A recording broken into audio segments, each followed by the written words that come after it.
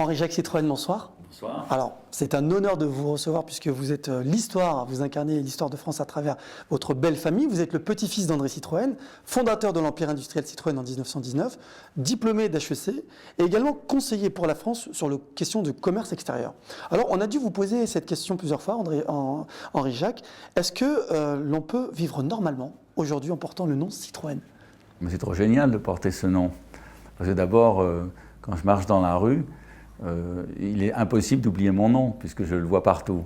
Et quand j'écoute la radio, la télévision, le nom est mentionné en permanence. Et vraiment, ça me touche, parce qu'à chaque fois, je me dis, tiens, c'est grâce à mon grand-père que ce nom résonne un petit peu partout. Bon, c'est en même temps une certaine responsabilité vis-à-vis de la famille, parce que on est une famille qui a fait beaucoup de choses pour la France. Alors, celui qui en a fait évidemment le plus, c'est André Citroën.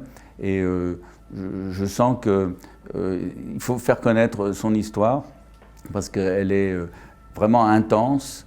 C'est une histoire qui est liée à l'histoire de France, et elle est pleine d'enseignements. Et d'enseignements donc, qui peuvent s'appliquer aujourd'hui. Et c'est pour ça que j'essaye d'en parler autant que possible, par exemple à travers les réseaux sociaux, en particulier LinkedIn.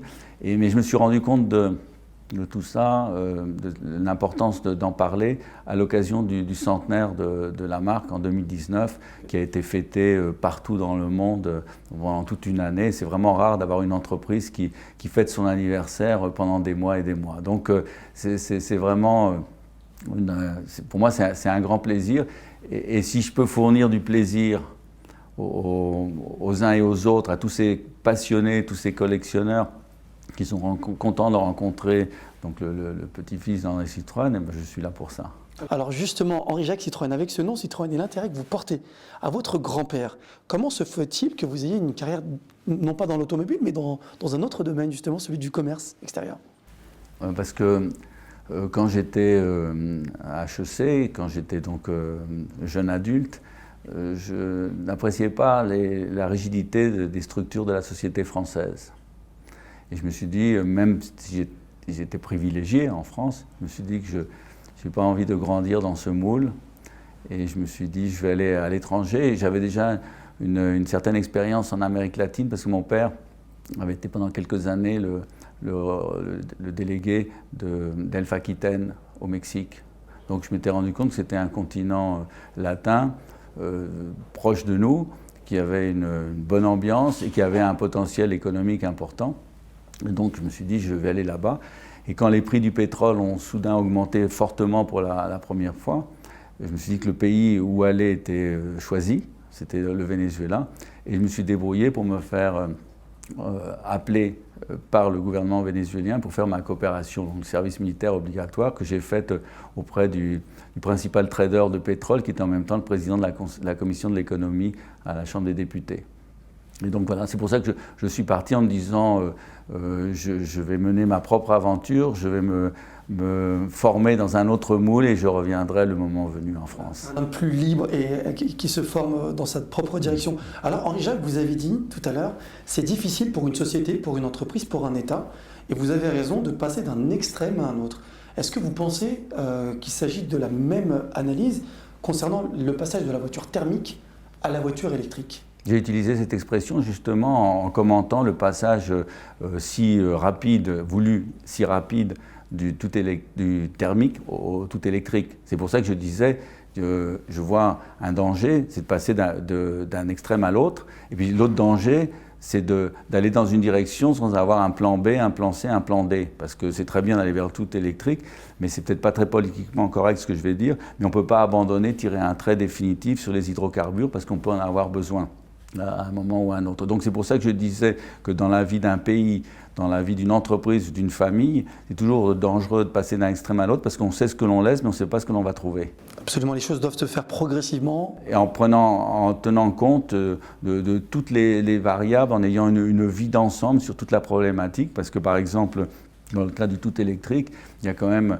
un grand danger que constitue l'approvisionnement dans toutes ces matières premières qui sont requises par la fabrication des batteries.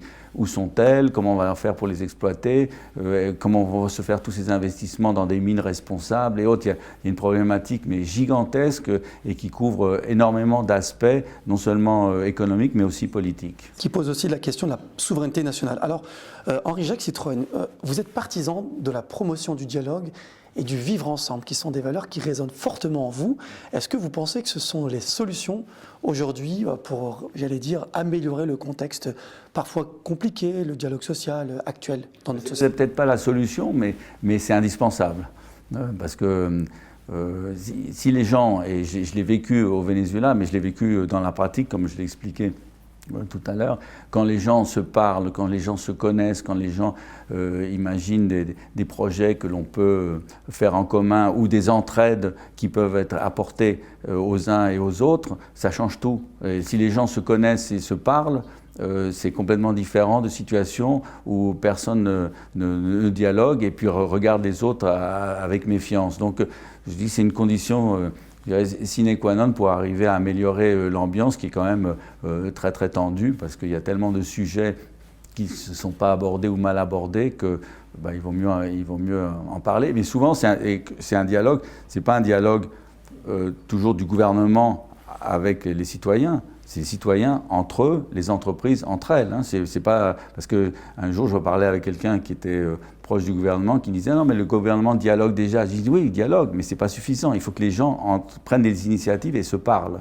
Justement, donc vous pensez que cette journée qui est organisée par un syndicat sur le bien commun est une belle initiative? Ah c'est formidable, oui, parce que ça montre qu'ils ont une vision globale de l'économie et de notre société, et donc qui regardent justement toute la problématique qui est liée à toute cette transition énergétique et transition écologique qui nous préoccupe tant. Alors Henri-Jacques, notre émission touche à sa fin.